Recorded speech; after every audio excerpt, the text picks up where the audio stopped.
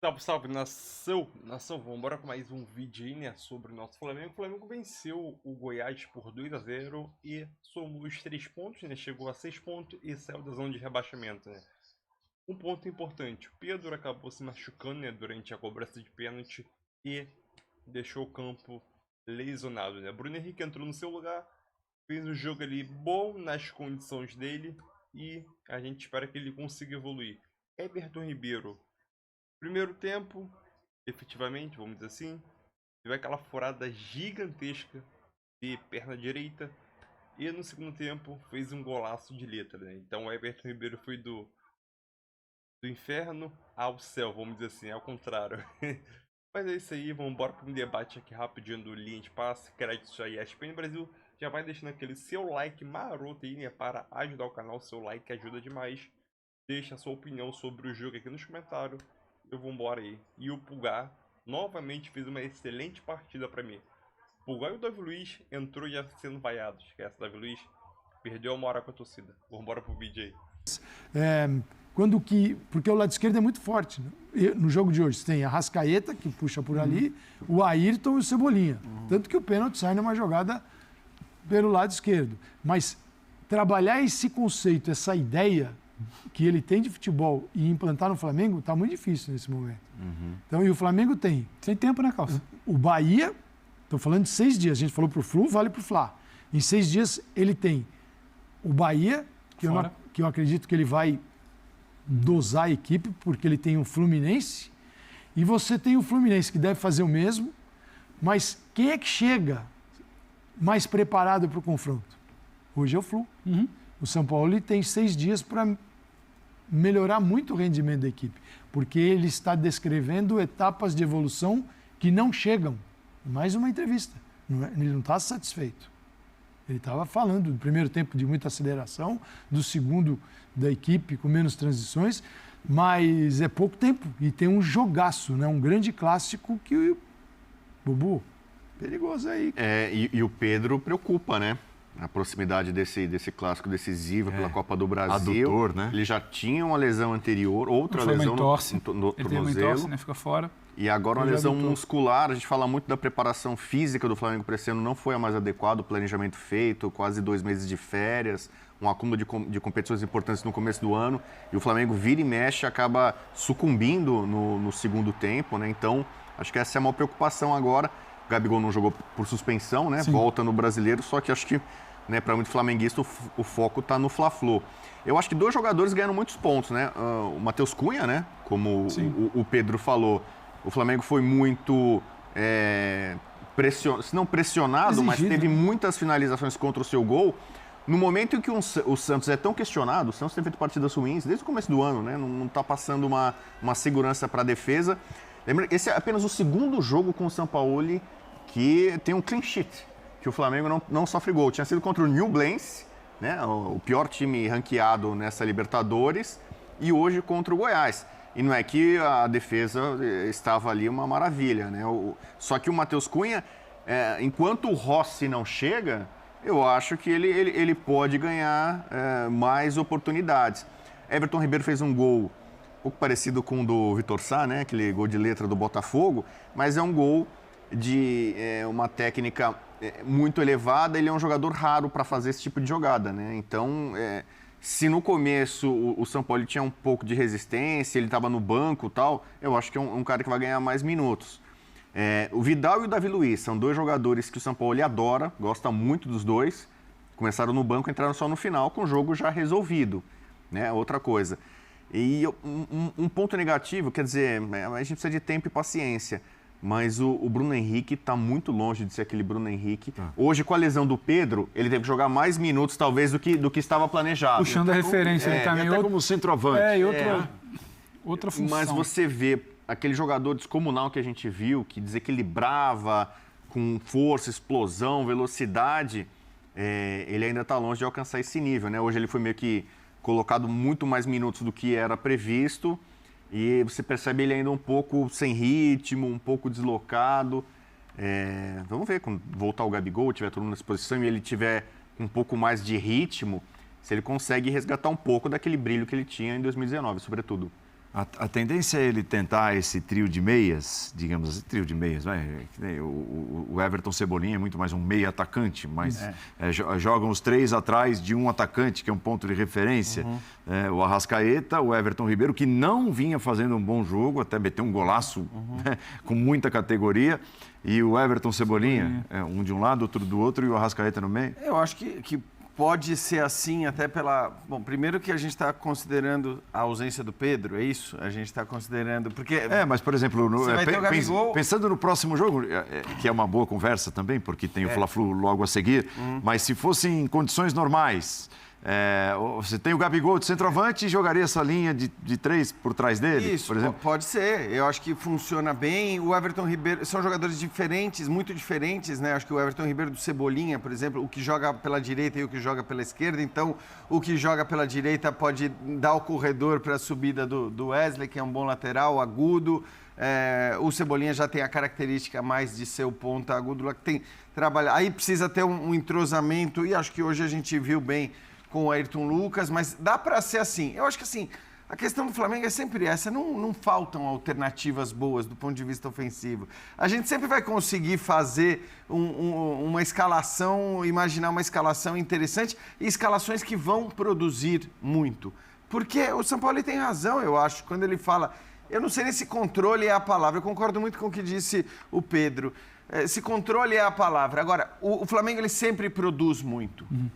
Independentemente da qualidade do técnico, independentemente do trabalho, o Flamengo tende a produzir muitas chances de gol a cada partida. E foi assim, acho que com o Botafogo produziu várias chances de gol, com o Atlético Paranaense produziu várias chances de gol. Então, eu acho que o problema era e continua sendo, pelo que a gente viu o jogo de hoje. Eu não acho que o jogo de hoje mude muita coisa daquilo que a gente vinha vendo do Flamengo. Porque é um time que concede demais. Sim. Que oferece muito ao adversário. O Goiás finalizou 14 vezes. O Goiás, se a gente considerar finalizações no alvo e fora do alvo, o Goiás finalizou mais do que o Atlético Paranaense finalizou contra o Flamengo, mais do que o Botafogo finalizou contra o Flamengo. E eu acho que não dá para ser assim. Então, essa é uma questão que o Flamengo vai precisar melhorar, vai precisar evoluir. É terça. É o Sampaoli. Porque aí você tem um adversário... Que não perdoa, né? Acho que é uma característica do time do Sampaoli, né? Ser um tanto quanto vulnerável. Mas pode até ser, Bubu, mas a questão vinha sendo com o Flamengo também com os seus outros treinadores. É um baita dilema.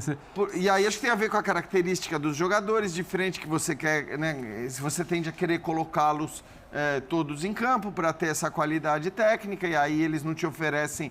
Então, aquilo que a gente estava elogiando no comecinho do programa, em relação ao Rony, ao Veiga, ao Arthur, talvez a gente não consiga fazer esses mesmos elogios aos caras bons do Flamengo ali na frente.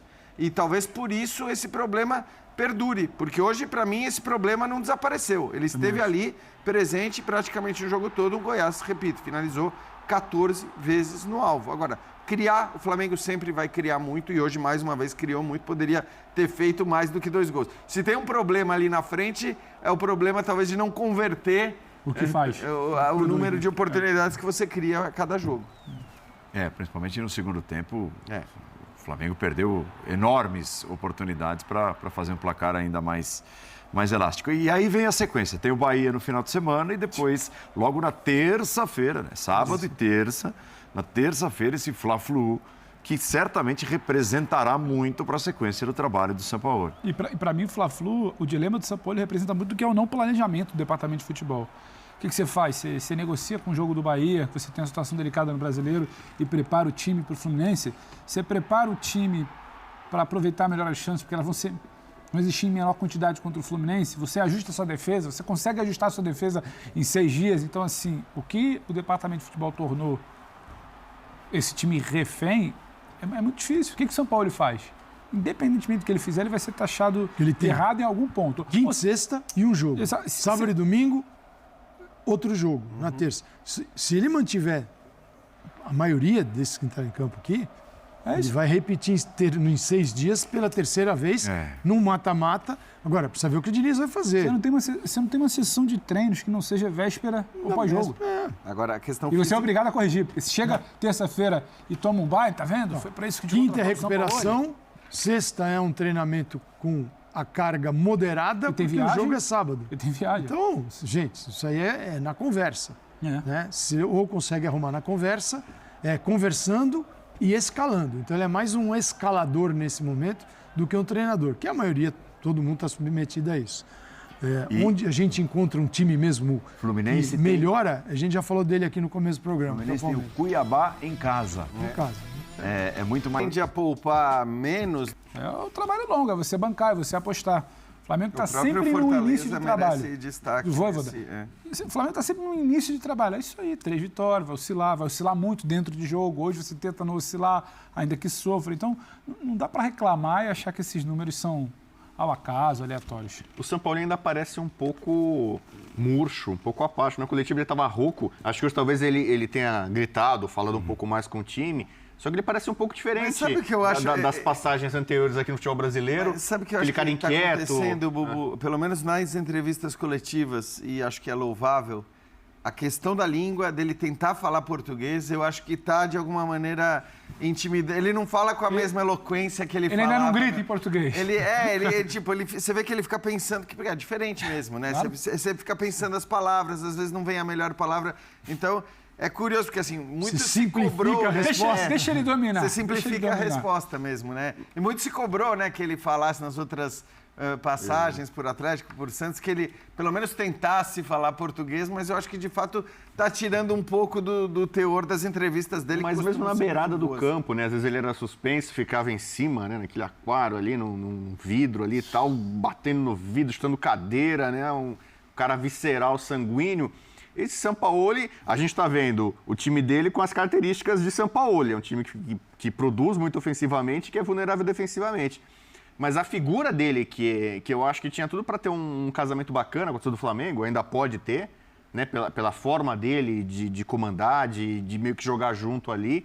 Isso eu não estou vendo ainda nele, não. Muito bem, tivemos outros jogos nessa...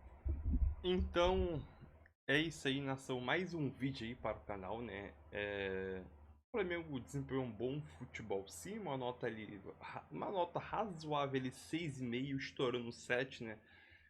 Esse corredor, essa dupla, principalmente que jogou aí, esse corredor entre Cebolinha e Ayrton Lucas é um corredor forte, ofensivo e pode dar muitos frutos ao Flamengo ainda, né?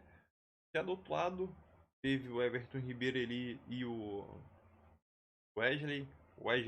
Óbvio, eu vejo muita gente criticando o Wesley. Eu não sei se você critica ou elogia, mas eu vejo muita gente criticando o Wesley. O Wesley é um excelente lateral, óbvio. 19 anos, a idade é muito novo ainda. Óbvio que vai errar muito. Ele é muito, vamos dizer assim, ele antes de fazer a jogada, ele pensa o que vai fazer, entendeu? Então é aquilo. Ele é meio afobado em algumas decisões, né? Mas faz parte da idade.